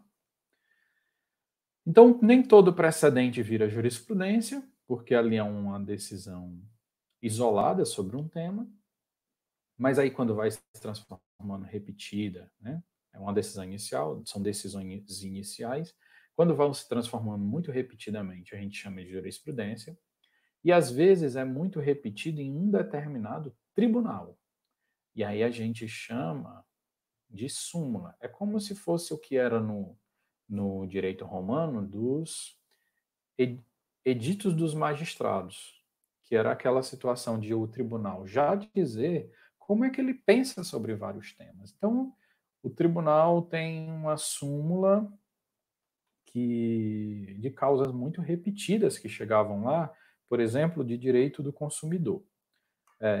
As pessoas começaram a colocar estacionamento, faziam um recuozinho numa padaria, as pessoas estacionavam um carro e tinha pintado na parede. Não nos responsabilizamos pelos pertences deixados no seu veículo. E aquilo começou a gerar muito conflito, porque muitas pessoas foram furtadas, sofreram prejuízo e entraram com ação contra os estabelecimentos comerciais que diziam estacionamento gratuito. Aí, ao mesmo tempo, dizia, mas não nos responsabilizamos pelos pertences deixados no seu veículo. E aí o STJ, de tanto receber esse tipo de ação, sumulou, né? Que sobre esse tema entende que aquela ali é uma extensão do serviço que já é pago e que os estabelecimentos são sim responsáveis pelos pertences deixados naqueles veículos. Então isso, quando as decisões, ele já quer antecipar o entendimento dele sobre determinados temas, porque são tão corriqueiros, são tão repetidos, e o tribunal já quer deixar explícito, ele elabora uma súmula. As súmulas, normalmente, elas não são... as súmulas, normalmente, elas não são obrigatórias também, né? Pelos juízes, pelos tribunais inferiores. Mas existe um tipo de súmula que é obrigatório. Um tipo de súmula que todo mundo tem que respeitar. Aí essa é interessante para a gente entender. São as súmulas vinculantes. Regra geral, toda súmula é obrigatória o respeito, a observância pelos juízes, pelos desembargadores e os ministros inferiores? Não. Agora, tem uma súmula que, sim, são as súmulas vinculantes. As súmulas vinculantes, elas só podem ser ditadas pelo Supremo Tribunal Federal. Nenhum outro tribunal, mesmo que superior, o STJ é um tribunal superior, não pode. O TST é um Tribunal Superior do Trabalho, não pode. O TSE é um Tribunal Superior Eleitoral, não pode. Só o STF é que vai poder editar súmulas que tem que ser por aprovação de 2/3 dos seus membros, né? Tratar de reiteradas decisões, ou seja, um tema que já está muito repetitivo. O STF, ele é a corte que defende a Constituição, então tem que ser de matéria constitucional, e aí ele emite uma súmula vinculante, que ela é de respeito obrigatório por todos os entes da esfera pública, judiciária, administração, indireta, indireta, municipal, federal, etc, etc. Tá? Então, tratando-se de regra geral, jurisprudência, faz com que as instâncias inferiores tenham que respeitar? Não. Súmula? Não. Agora, se a súmula for vinculante, aí sim. E quem é que pode emitir súmula vinculante? Somente o STF. Pelo voto da maioria dos presentes? Não. Um voto mais difícil. 2/3 dos membros, e não só dos que estão presentes. Baseado de decisões repetidas de temas que envolvam direito constitucional.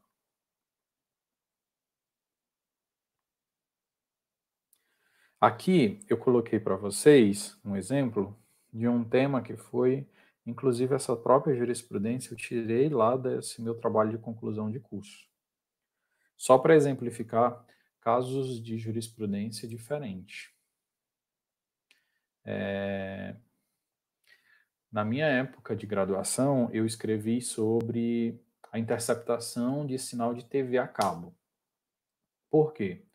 Tinham pessoas que faziam interceptação de sinal de TV a cabo, vulgo gato.net, e aí essas pessoas umas eram condenadas por roubo, outras eram condenadas por estelionato, e outras eram absolvidas sob o argumento de que não existia lei que falasse sobre o tema.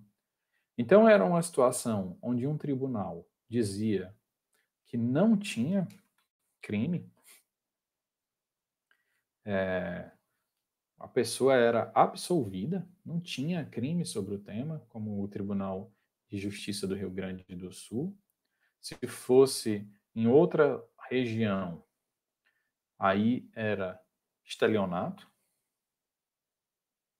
Se fosse em outra região, e foi o que depois unificou o STJ, era furto. Então, o STJ, os tribunais superiores, eles unificam o que os tribunais inferiores acabam decidindo de forma divergente. Inclusive, para você chegar nos tribunais superiores, o pré-requisito é justamente esse. Você tem que comprovar, dentro do pedido de recurso, recurso para ir para o Tribunal Superior, que os tribunais estão decidindo de forma diferente. Ir para o Tribunal Superior é um pedido para que os tribunais, para que o tribunal unifique.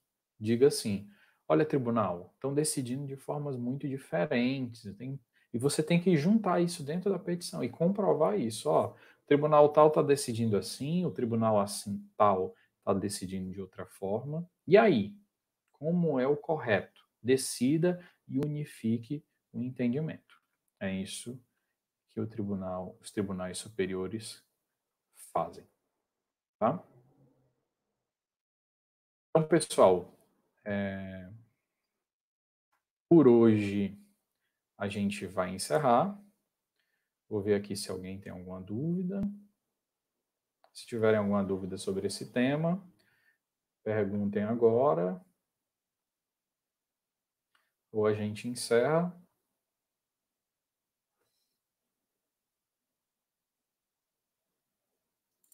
O material de hoje já está no Cérebro desde a primeira aula. Só está um pouco fora de ordem, porque eu estou adaptando para as aulas remotas. Estou mudando um pouco a ordem.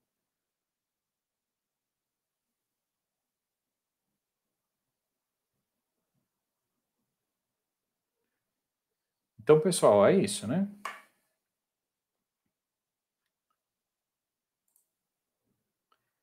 Não sei se vocês estão escrevendo alguma coisa, aqui chega um pouco com atraso.